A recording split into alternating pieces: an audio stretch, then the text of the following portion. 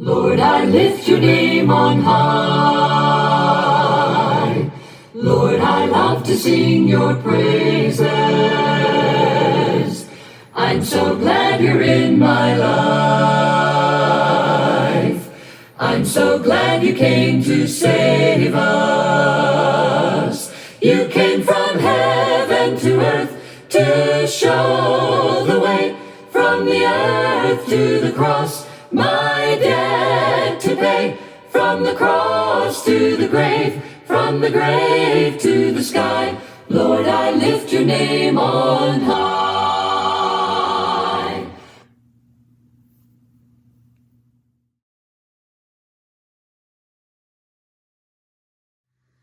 In the book of Galatians, chapter 5, Paul talks about 9 virtues that together he calls the fruit of the Spirit. It begins with love and joy, peace and patience, kindness, goodness, faithfulness, gentleness, and what's number 9 on the list? Self-control. Now, self-control is not mentioned last because it's least. It's because it is so crucial for all of the other qualities. You can't be very loving without self-control. You can't have much joy without some self-control. You won't be peaceable or patient or kind. But it's not that we need self-control just for our actions. We also need it for all of our words. In the book of Ephesians, we read in chapter 4 and verse 29, let no corrupting talk come out of your mouths. You've got a job. You've got to regulate what comes out of your mouth. And you're probably going to need some help. In Psalm 141, it tells us in verse 3, set a guard, O Lord, over my mouth. Keep watch over the door of my lips. When you hear these words, it tells us that it's not something we can do on our own. We need the Lord to help us. If we're going to govern our mouths, if we're going to limit the harmful effects of our speech, we need to be praying and asking for God to help us in this endeavor. But even with God's help, it finally comes down to us and our own determination to please Him with our lives. In the book of James, in the first chapter, he talks about the importance of speech in living the Christian life. He says in chapter 1 and verse 26, if anyone thinks he is religious, you think you are, you claim to be,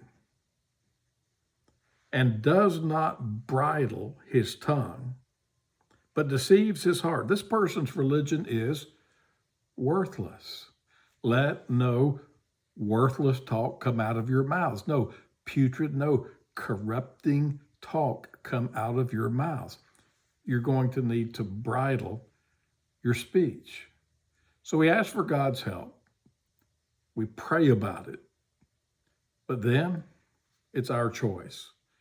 We have to be serious about every word that comes out of our mouths, that it's going to be useful, that it's going to be beneficial, that it's going to be helpful. So in our study tonight, we'll be looking at Ephesians chapter 4 and verse 29, understanding the meaning of corruption so that we won't let those words come out of our mouths, understanding our responsibility, understanding that we need God's help in this matter, but it is possible. Some people don't try because they don't believe it's possible.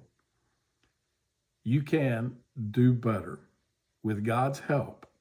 And in the discussion tonight, I believe you're going to find some strength, some information, some encouragement that will help you with this, possibly the greatest of all challenges, to regulate your speech.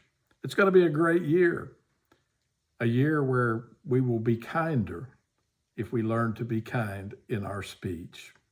Enjoy your discussion. God bless.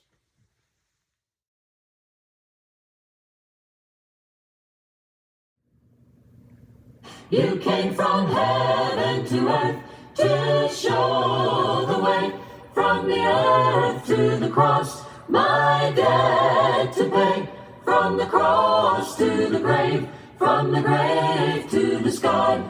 Lord, I lift your name on high.